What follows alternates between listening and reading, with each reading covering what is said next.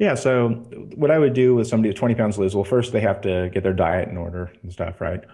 And what I would recommend that they do before every workout session. So I probably would put them on a 4 day a week thing to start with, and possibly pump it up to like five, if they're comfortable with that.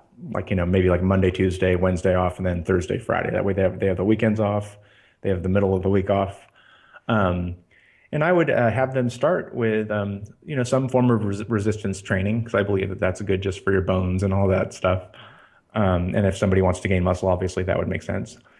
And then after they do their resistance training, I would have them do cardio and basically would have them do a high intensity interval session, but just starting out, they don't have to go crazy with it. They don't have to go Tabata style.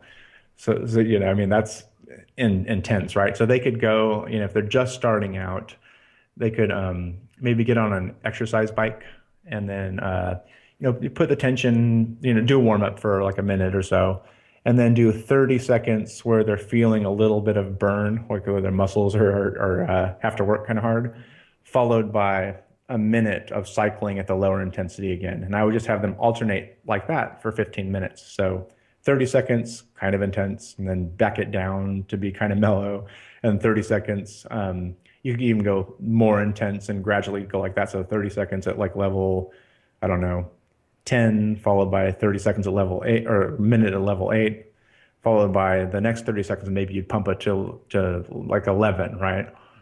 Hmm. And you can keep going like that until it's pretty darn tough during those 30-second sprints, and then just keep it at that level, but alternate and do it for 15 minutes total, if that makes sense. Okay.